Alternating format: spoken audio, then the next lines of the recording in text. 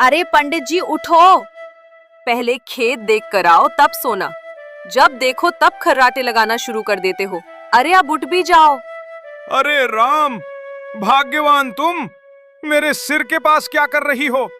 कहीं गला दबाने का तो प्लान नहीं है ना बाबा? नहीं तो इसी रात तपका डालोगी। फिर चढ़ गया सिर पर आपको मरकहवा भूत। अरे पंडित, खेत जाओ, पहले जानवरों की निगरानी करके आओ। बहुत जल्दी नींद आ जाती है आपको। खेत जाना है? गुस्सा ऐसे हो रही हो जैसे मायके में हार गिरा कर आई हो। अरे हार की बात करके अब मुझे याद दिला दिए। मुझे हार दिलवाना इसी महीने, नहीं तो बहुत बुरा होगा।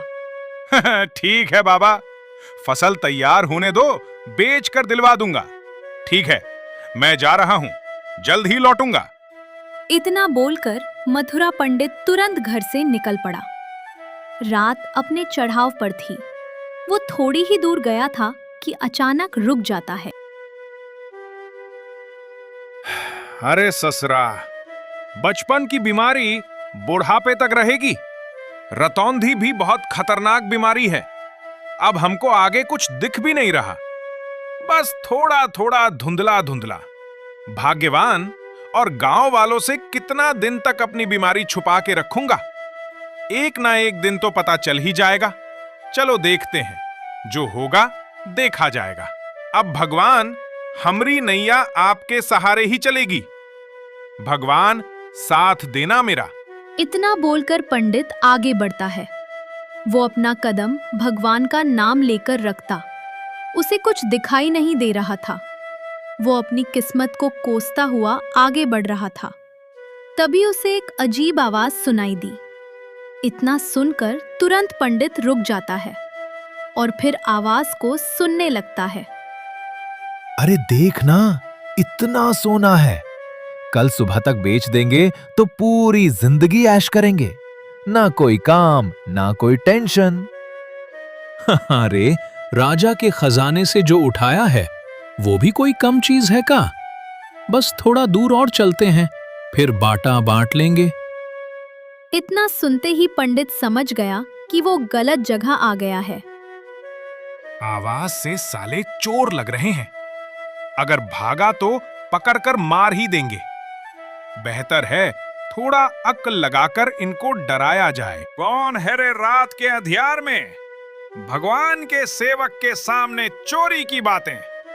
अभी यही से नरक का दरवाजा खुल जाएगा और तुम दोनों सीधे अंदर गिर जाओगे। भाग जाओ, वरना ऐसा श्राप दूंगा, अगले जन्म में भी चोरी करने के लिए हाथ नहीं बचेंगे। अरे ओ बाबा, कहाँ जा रहे हो अंधेरे में? देखा नहीं, ये इलाका अब हमारी सरकार में आता है। और जो हमारी सरकार में आता है ना, उसका सामान ऊपर वाले के पास जाता है और जान हम रख लेते हैं। बता, तू क्या देना चाहता है? जल्दी बताओ, वरना अभी पूरी रात तुम्हारा चिल्लाना जंगल सुनेगा और तुम्हारी गिनती खत्म। पंडित जी के मन में डर जरूर आया, पर चेहरा ऐसे सख्त जैसे कुछ हुआ ही ना हो। रतौंधी छुपाकर आंखें तरेरी और सीना चौड़ा किया। अरे अरे बेटा, इतनी जल्दी मरण शरण क्यों बुला रहे हो? पहले ये तो जान लो कि तुम किस से उलझ गए हो। क्या मतलब? मैं वो हूं जिसका नाम सुनकर भूत भी छुप जाते हैं। भगवान ने खुद रात में मुझे भेजा है बुरे लोगों का खाता बंद करने के लिए। आज जिसकी भी नीयत खराब होगी, सुबह होते ही उसके घर वाले रोते मिलेंगे। अरे भाई, ये बाबा तो कुछ अलग ही मालूम पड़ता है। हाँ, और मैं सब कुछ देख रहा हूं। कौन क्या सोच रहा है, किसके दिल में चोरी का घमंड है, साफ साफ दिखता है। ऊपर देखो, अभी देवदूत उतरते ही होंगे। ओए बुड्ढे, हमसे पंगा लेके बच जाएगा? हम कोई डरपोक नहीं। तू बहुत बड़ा पंडित बनता है ना, आज तेरी लंबी चुटकी काट लेंगे। अरे इस ससुरा झाड़ फूंक वाला ढोंगी, हमको क्या समझा है? एक पैर में खड़ा करके पीट पीट कर धूल चटा देंगे। पंडित जी का दिल एकदम धक धक, आंखों में धुंध, रास्ता भी नहीं दिख रहा। लेकिन इज्जत वो किसी हाल में खोनी नहीं चाहता था। अरे दुष्ट लोगों, अब मैं बोलता नहीं, मंत्र चलाता हूं। ऐसा मंत्र जिसके सुनते ही जंगल का सिंह भी मेरे चरण छूने आ जाता है। ओ, चंड मुंड सिंह वाहिनी, आजा जल्दी, नहीं तो मैं भी भागूं। पंडित जी ने जैसे ही मंत्र खत्म किया, पास की झाड़ियों से शेर की असली दहाड़ गूंज उठी। अरे बाप रे, ये सचमुच शेर कहां से आ गया? भाई, शेर? पंडित का बुलाया हुआ शेर? बाबा, गलती हो गई। आप तो सच्चे वाले महा खतरनाक पंडित हो। हमार जान बख्श दो, और हम सारा का सारा सोना यही रखकर जा रहे हैं। जा रे से भाई, अब इनको जाने दिया। अगली बार मैं खुद नरक भिजवा दूंगा। इतना सुनकर दोनों दुम दबाकर ऐसे भागे जैसे सच में पीछे से शेर दौड़ा रहा हो। भगवान, शेर को मेरे इर्द गिर्द मत आने देना। रतौंधी में तो बाघ बकरी भी एक सा दिखता है। अब क्या करूं? अगर इधर से गया, कहीं शेर आ गया तो? अरे बाप रे, ऐसा करता हूं, भगवान का नाम लेकर यही सो जाता हूं। अगर जिंदा रहा तो कल सुबह घर जाऊंगा।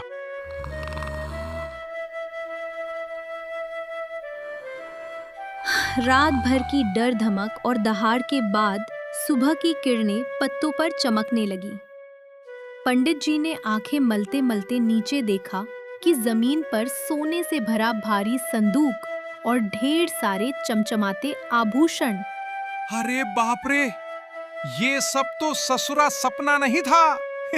इतना सोना! अगर चंपा देख लेगी तो तोते उड़ जाएंगे उसके। चलो एक हार ले जाता हूं, भाग्यवान के लिए। कहेंगे, देखो चोरों से मैं इज्जत भी बचाया और तुम्हारे लिए गहना भी लाया। पंडित जी जैसे तैसे सब उठाकर घर पहुंचे। अरे देवा, इतना सारा सोना कहाँ से उठा लाए पंडित?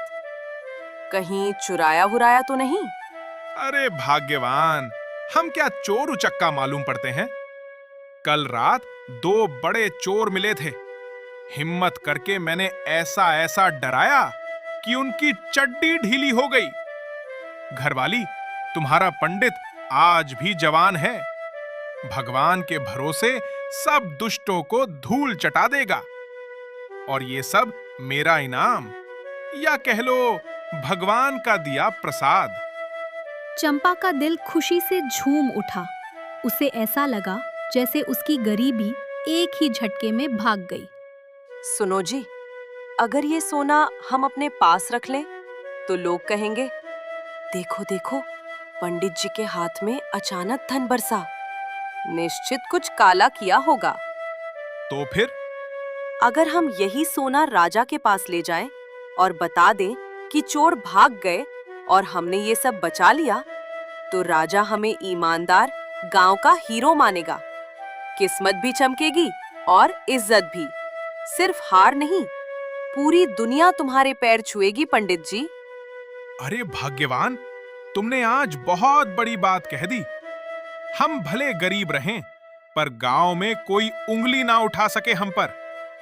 अगर राजा को ये सब दे देंगे तो कल को लोग कहेंगे, देखो देखो, मथुरा पंडित, राम भरोसे चलने वाला, ईमान का धनी आदमी। हमारे घर की गरीबी भी अपने आप दूर हो जाएगी, शोहरत भी मिलेगी और इज्जत तो फूल के कली की तरह खिल जाएगी। अरे वाह पंडित जी, ऐसी ही ताकत चाहिए थी मुझे। हम लोग अब दूसरों की तरह छुप छुप कर नहीं जिएंगे। हमारा नाम ऐसे चमकेगा जैसे पूजा की थाली में दिया।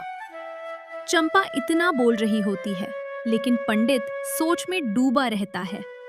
हे भगवान, अगर दरबार में हमारी ये बीमारी पकड़ी गई तो सारी इज्जत का धराम हो जाएगा। अब राजपाट आपकी मर्जी से, आपके भरोसे ही। क्या सोच रहे? चलो, अब तुरंत चलो राजा के दरबार। जय हो महाराज। कल रात दो बड़े चोर जंगल में मिले। मैंने अपनी विद्या और हिम्मत से उन्हें डरा भगाया। ये जो संदूक है, आपके राज्य की अमानत है। इसे बचाकर हम सुबह सीधे आपके चरणों में लेकर आए हैं। हम गरीब सही, पर चोरी का माल रखकर अपनी आत्मा नहीं मार सकते महाराज। राजा ने संदूक को देखा। सोने की चमक दरबार में फैल गई, पर राजा का चेहरा बदला नहीं, बल्कि और गंभीर हो गया। मंत्री, इसे कारागार में बंद करो। अरे महाराज, ये क्या अन्याय है? हम तो आपके लिए ये धन लाए हैं। हमारी इस सच्चाई की सजा दी जा रही है क्या? मेरे पंडित जी चोर नहीं हैं। महाराज, हमने क्या अपराध किया? हमने तो केवल आपकी अमानत लौटाई है, फिर जेल क्यों? हमारे राजवैद्य और मुख्य पुरोहित भैरव पंडित ने कहा है, चोर खुद ही सोना लेकर मेरे सामने आएगा। और आज सुबह तुम सोना लेकर आ गए, तो इसका क्या मतलब निकला? सुनो, मंत्री भैरव पंडित को बुलाकर लाओ तुरंत। मंत्री भैरव पंडित को बुलाकर लाते हैं। महाराज बिल्कुल सही कह रहे हैं। मैंने पहले ही कहा था, ये खुद चोर है, इसकी नीयत खराब है। भाग नहीं पाया तो चतुराई से वापस लाने का नाटक कर रहा है। नहीं महाराज, ये सब झूठ है। मैं निर्दोष हूं। भैरव पंडित मेरी इज्जत से खेल रहा है। अगर मैंने चोरी की होती तो क्या मैं खुद आपको ढूंढने आता? मेरे पास तो भाग जाने का पूरा मौका था। झूठा कहीं का। अभी सत्य की अग्नि परीक्षा होगी और तब सब सच सामने आएगा। अरे भैरव, तुझे शर्म नहीं आती? मेरे मथुरा पंडित ने कभी किसी का नुकसान नहीं किया। ये बीमारी से लड़ते हुए भी भजन कीर्तन में लगा रहता है। चोर से लड़कर आपके सोने की रक्षा की, और आज तुम इसे चोर बता रहे हो? महाराज, हम निर्दोष हैं। आपसे न्याय की भीख मांगते हैं। महाराज, ये क्या अन्याय है? हम तो आपके लिए ये धन ढूंढ कर लाए हैं। क्या ईमानदारी की सजा जेल होती है? हम भूखे रह जाएंगे, पर बेईमानी नहीं करेंगे महाराज। पंडित की इतनी बात सुनकर राजा सोच में पड़ जाता है और फिर थोड़ी देर बाद बोलता है, दोनों को लेकर जाओ और कारागार में डाल दो। 2 दिन बाद सजा का निर्णय किया जाएगा। पंडित को जेल में डाले 2 दिन बीत चुके थे। उसकी आंखों की धुंध और बढ़ गई थी, पर उसके दिल में अभी भी उम्मीद का एक दिया टिमटिमा रहा था।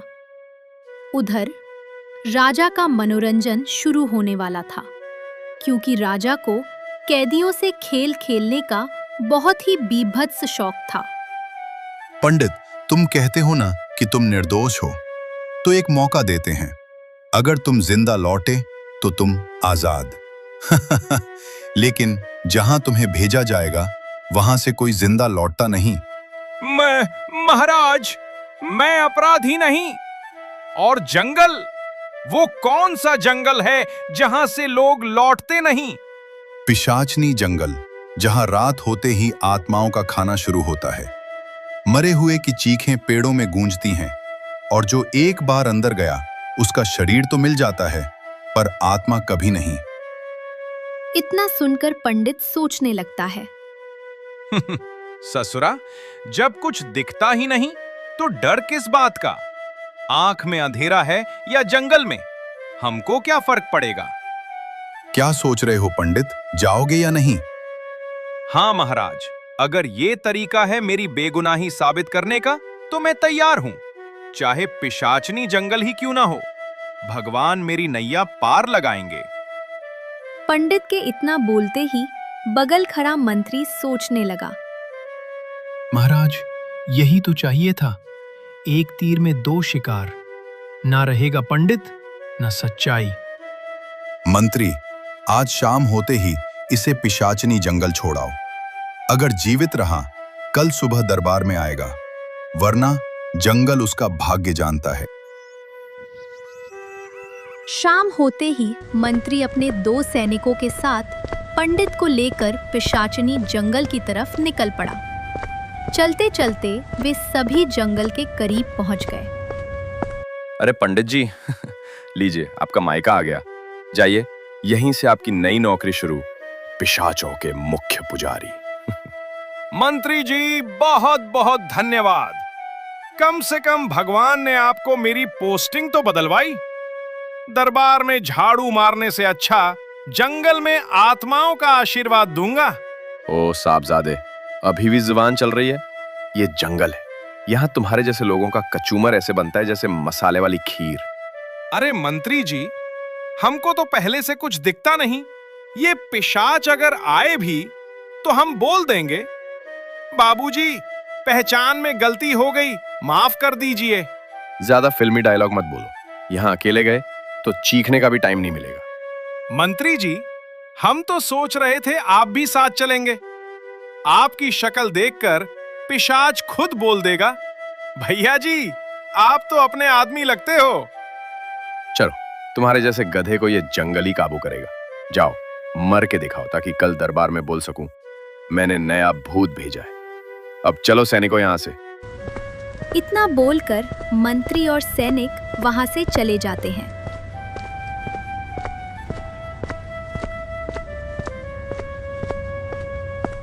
और फिर पंडित मन में कुछ बड़बड़ाता है। चलो प्रभु, आपके भरोसे पिशाचनी जंगल की सैर शुरू। इतना बोलकर पंडित जंगल में कदम रखता है कि तुरंत बारिश शुरू हो जाती है। वो बारिश के ठंडे पानी से कांप गया। ऊपर से बारिश शुरू, रात में आंखें वैसे ही धुंधली और चारों तरफ अजीब खड़खड़ाहट और डरावनी आवाजें। पंडित थोड़ी दूर चला और रुक गया। अरे रामकृष्ण, न पिशाच मारेंगे तो ये ससुरी बारिश ही डुबो देगी। अरे भगवान, मरे तो इज्जत से मरे, भीग कर छींक की बीमारी से नहीं। अब ऐसा करता हो, चलता जाता हूं, जहां मुझे आभास होगा कि यहां पेड़ है वहीं रुक जाऊंगा। इतना बोलकर वो आगे बढ़ा।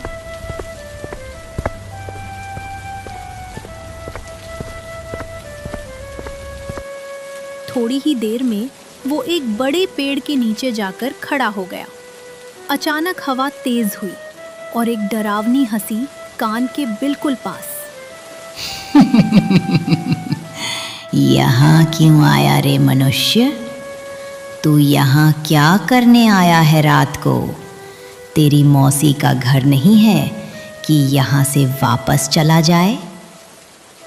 पंडित पसीना पसीना, पर सोचा डरा तो मरा, इज्जत बचानी है तो जवाब देना पड़ेगा।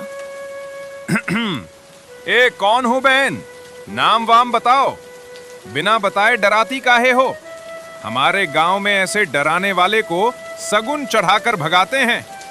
मैं हूँ पिशाचनी, इस जंगल की मालिक। ये मेरी शरण।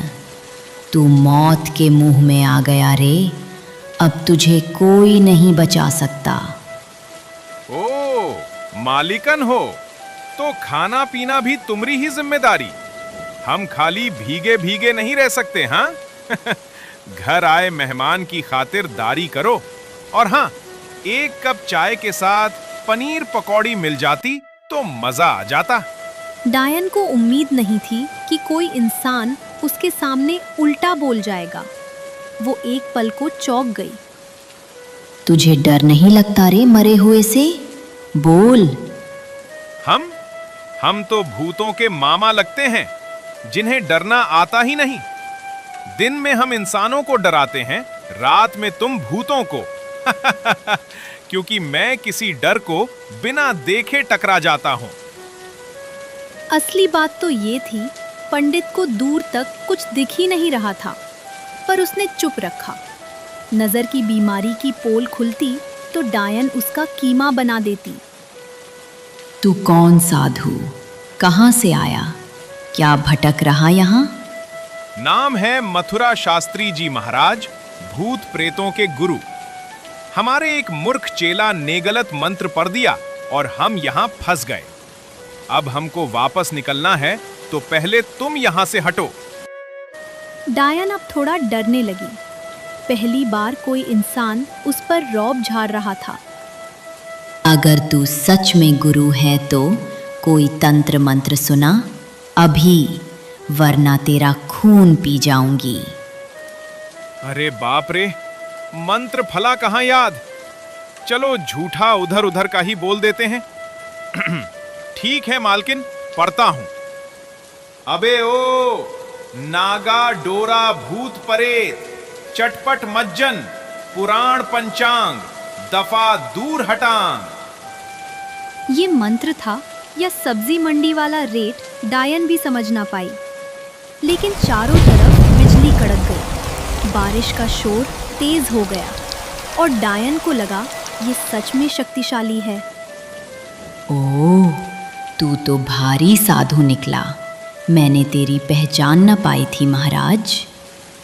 अरे पहचान थोड़े आसान है। हमारी शक्तियां रात में जागती हैं और तुम तो बच्चा हो बच्चा। आओ बैठो मेरे पास, तुमको अपने हाथों से खिलाऊं। नहीं नहीं, बस एक सवाल का उत्तर दो महाराज। जंगल में अकेले क्यों? किसकी तलाश में? सच बताना, तुम्हें तुम्हारे भगवान का वास्ता। किस्मत मारी है, राजा ने सजा दे डाली और हमको यहां छोड़ गए। अब अपनी किस्मत खुद ललानी पड़ेगी। राजा ने?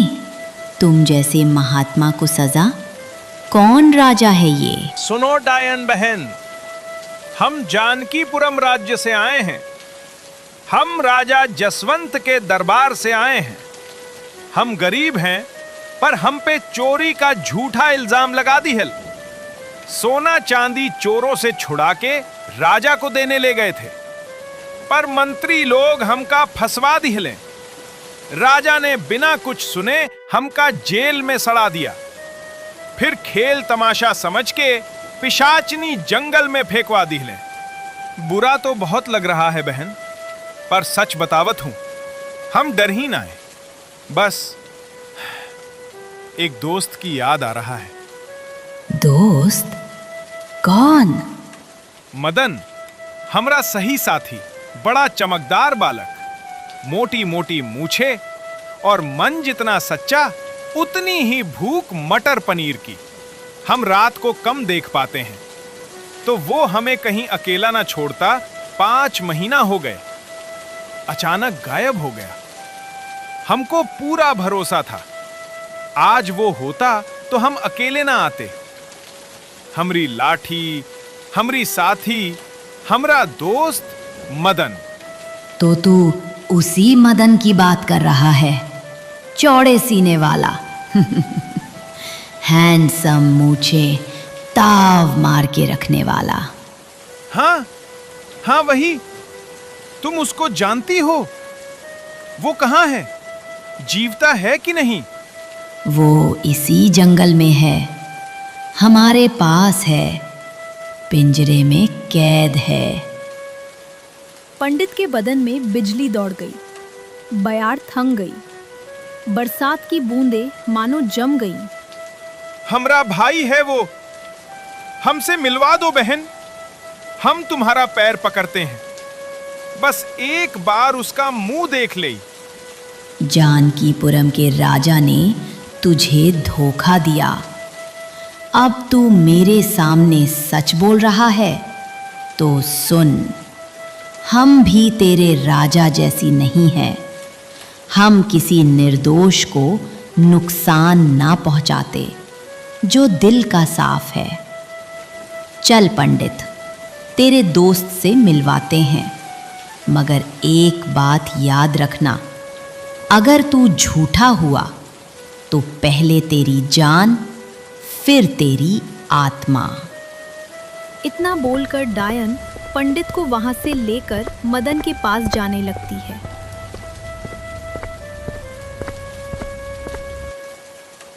थोड़ी देर में वे दोनों लोग मदन के पास पहुंच जाते हैं, जहां मदन एक पिंजरे में कैद रहता है। पंडित, तुम्हारा दोस्त यही है। डायन के कहते ही मदन तुरंत बोल पड़ता है, क्योंकि मदन को पता होता है कि पंडित रात को नहीं देख सकता, वह सिर्फ मेरी आवाज सुन सकता है। पंडित जी। मदन, हाँ, हम यहाँ हैं, तुम्हें कुछ नहीं होने देंगे।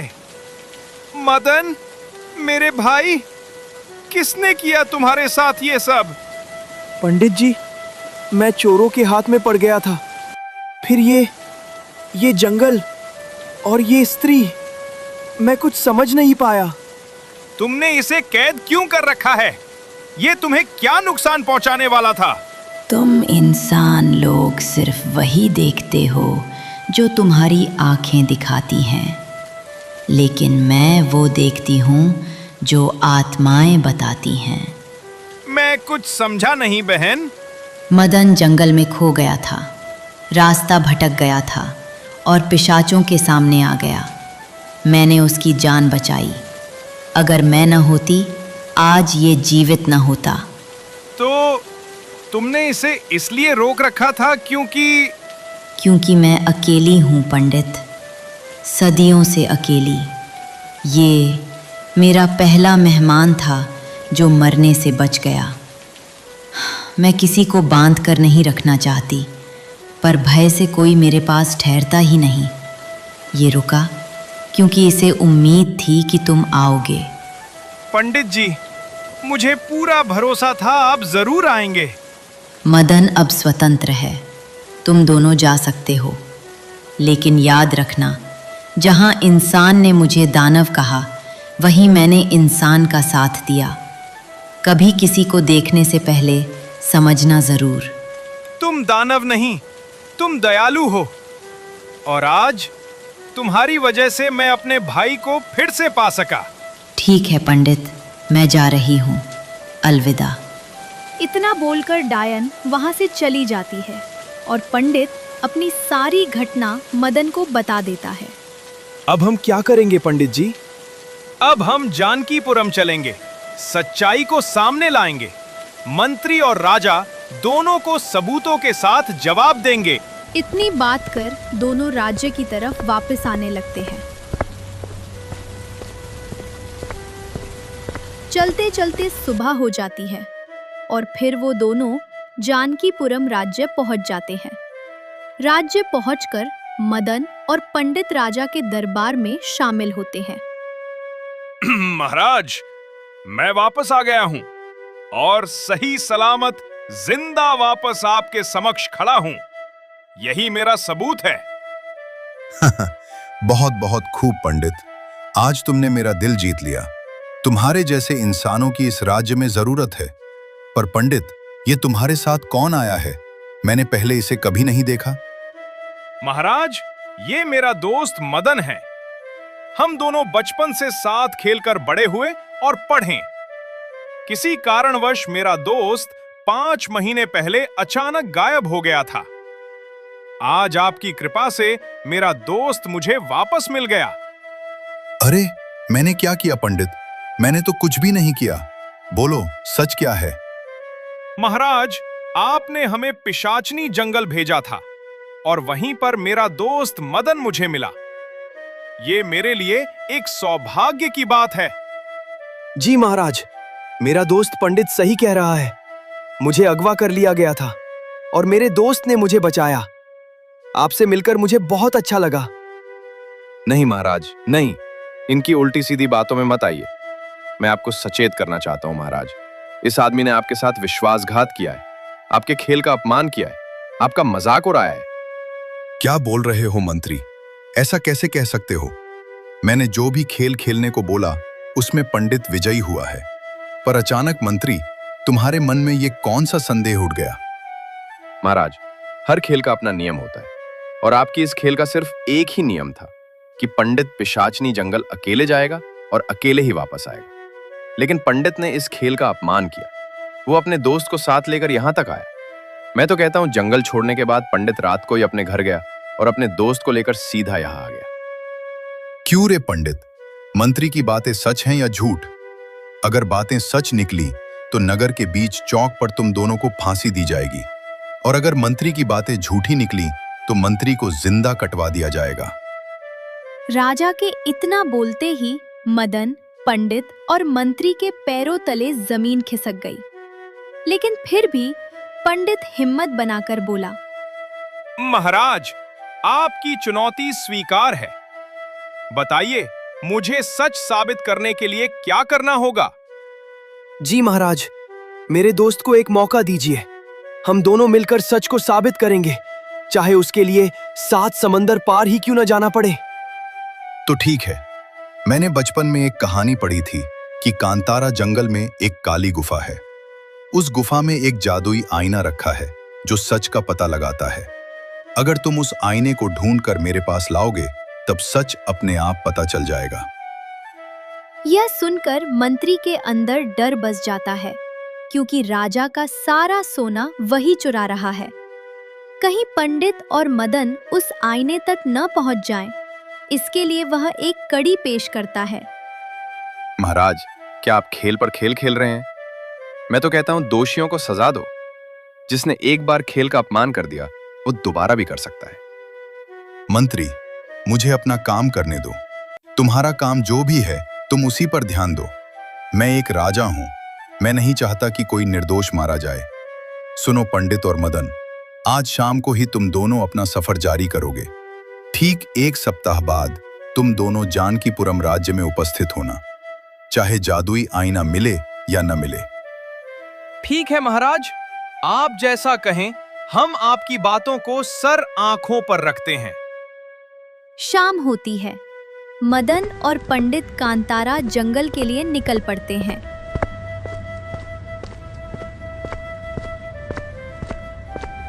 चलते चलते रात हो जाती है। पंडित को फिर वही बीमारी होने लगती है। मदन आगे चल रहा होता है, पंडित पीछे। मदन के दिमाग में कांतारा जंगल के रहस्यों की बातें चल रही थी। वह भूल गया कि पंडित को रात में दिखाई नहीं देता। पंडित चलते चलते रास्ता भटक जाता है।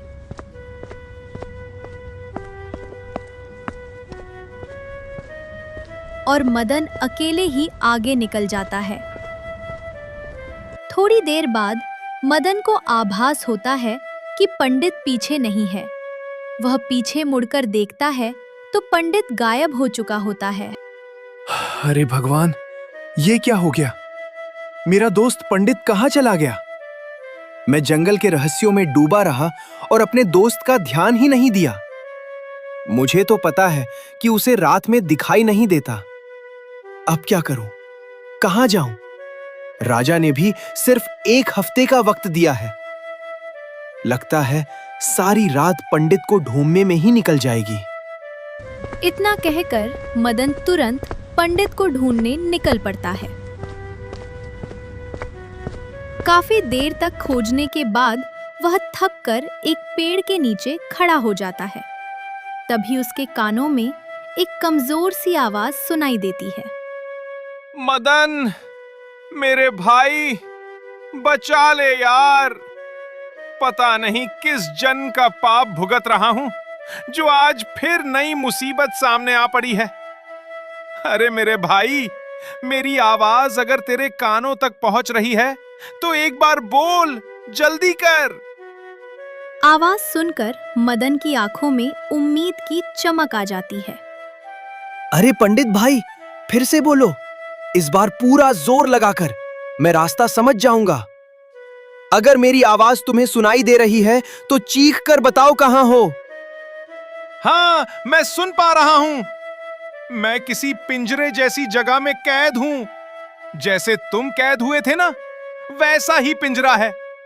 और एक बड़ा सा राक्षस था, वो ही मुझे उठाकर यहां लाया है।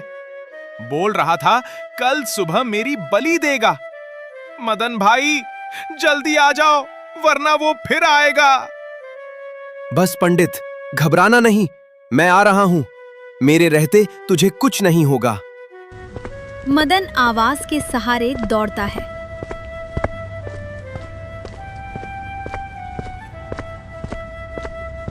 और थोड़ी देर बाद उसे पंडित मिल जाता है। पंडित एक भारी लोहे के पिंजरे में कैद होता है। अरे यार, बिल्कुल मेरे जैसा पिंजरा, लेकिन ये खुलता कैसे है? इसमें तो कोई ताला भी नहीं दिख रहा। अरे तो क्या मैं जादू से अंदर आ गया? ढूंढो ना कहीं कुछ तो होगा। और जल्दी करो, वो राक्षस कभी भी वापस आ सकता है। तुम भी मेरे चक्कर में मारे जाओगे। और अगर मारा भी जाऊं तो दोस्त के लिए मरने में क्या बुराई है? किस्मत वाले होते हैं वो दोस्त जिनके लिए जान देने का मौका मिले।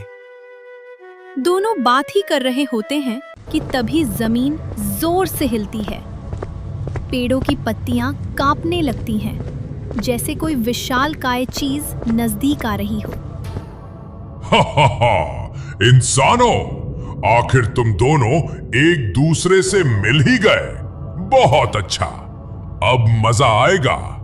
कल की सुबह तुम्हारी बलि चढ़ेगी। ए दानव, तू हमें क्यों मारेगा? हमने तेरा क्या बिगाड़ा है? बिगाड़ा कुछ नहीं, बस मेरे मालिक को खुश करने का काम कर रहे हो तुम। तुम्हारी बलि चढ़ेगी, तभी जंगल का श्राप टूटेगा। मालिक? कौन मालिक? किसकी आज्ञा पर हमें पकड़ा गया है? तुम दोनों का असली दुश्मन, वही जो तुम्हें इस कठिन सफर पर भेजकर अंदर ही अंदर हंस रहा है, वही जिसने इस जंगल का सारा रहस्य अपने हाथों में ले रखा है। कहीं तुम मंत्री की बात तो नहीं कर रहे? शाबाश, तुम्हें समझ तो आया, पर देर से। मंत्री ने ही तुम्हारी मौत का आदेश दिया है। उसे डर है तुम्हारी सच्चाई उसके झूठ को उजागर कर देगी। तो मतलब हम जिस पर मंत्री के साथ भरोसा करते थे वो ही हमें मरवाना चाहता है?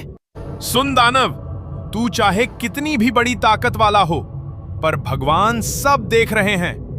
सच्चाई के सामने तेरे जैसे 1000 राक्षस भी टिक नहीं पाएंगे। भगवान, मैं ही हूँ रे पंडित यहाँ का। तुझे बचाने कोई नहीं आएगा।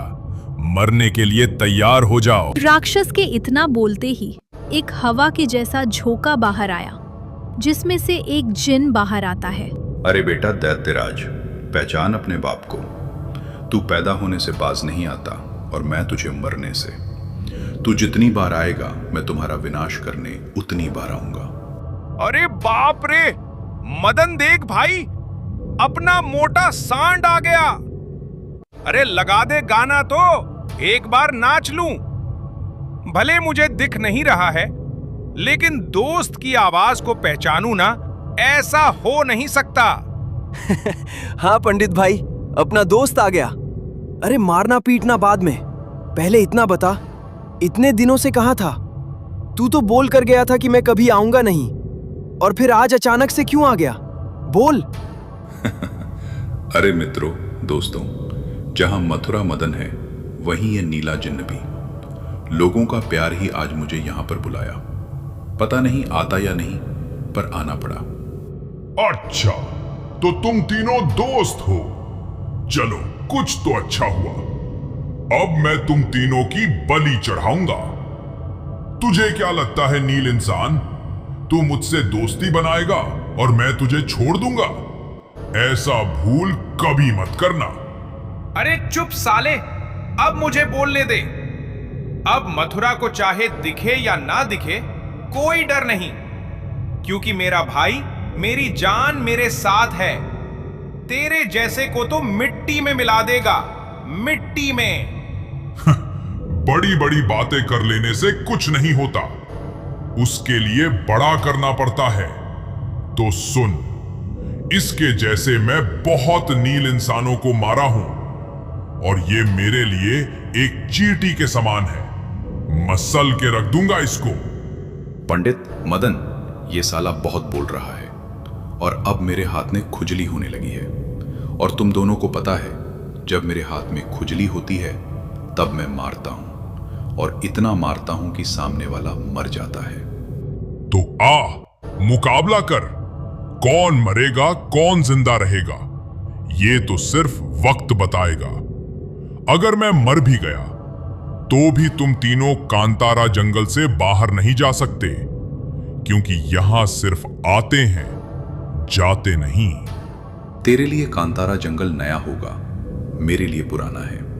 पता नहीं कितनी बार इस जंगल का चक्कर लगाकर गया हूं, और इस बार मैं तेरा चक्कर लगाने वाला हूं। इतना बोलकर तुरंत जिन दैत्यराज को पीटने लगता है और पीटते पीटते उसको जान से मार देता है और तीनों लोग तुरंत सफर की तरफ आगे बढ़ते हैं।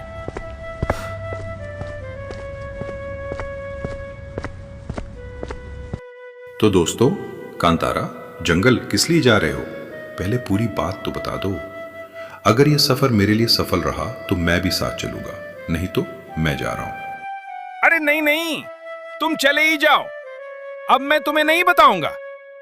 मतलब तुम कुछ भी बोल दो और मैं सुनता रहूं? अरे इतने दिन बाद आए हो, कम से कम थोड़ा साथ वक्त बिता दो। एक सफर और चलो, क्या पता हम सब रहें या ना रहें। चलो ठीक है भाई लोग, गुस्सा मत हो। बोलो क्या काम है, किस लिए यहां आए हो? दरअसल बात ऐसी है कि मुझे रात को दिखाई नहीं देता, जिसे हम रतौंधी कहते हैं। मेरी पत्नी चंपा ने मुझे खेत जाने के लिए बोला। मैं खेत गया, वहां मुझे 2 चोरों की आवाज लगी। मैं जैसे तैसे उन्हें वहां से भगा दिया। डर के कारण वहीं लेट गया। सुबह उठा तो देखा एक सोने से भरा संदूक था। मैं वो संदूक घर ले गया, पर तुम्हारी भाभी की जिद की वजह से मुझे उसे राजा के पास ले जाना पड़ा। राजा के पास ले गया तो उल्टा उसी ने मुझ पर चोरी का इल्जाम लगा दिया और मुझे पिशाचनी जंगल भेज दिया। वहीं मेरी मुलाकात मदन से हुई। जब उसे लेकर राजा के पास गया, तब फिर राजा ने मुझे कांतारा जंगल भेज दिया, जादुई आईना ढूंढने के लिए। तो चलो उस काली गुफा की तरफ। इतनी बात कर तीनों काली गुफा की तरफ निकल पड़े और उसी रात में मंत्री भैरव तांत्रिक के पास गया।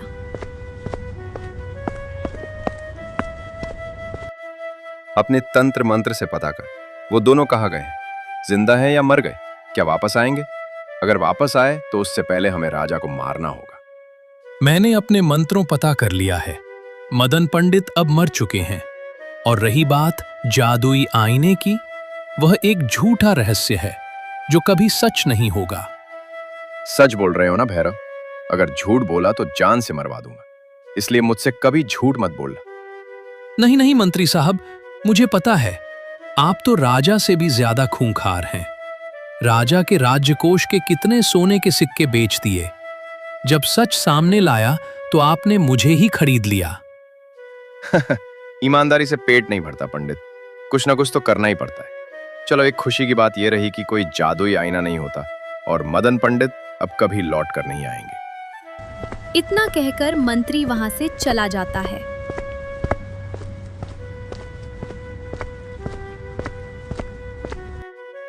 उधर भैरव इसलिए झूठ बोलता है क्योंकि वह राजा को पहले से ही सारा सच बता चुका है, और राजा चुप इसलिए है क्योंकि वह देखना चाहता है कि मंत्री अब और कितनी हद तक गिरेगा।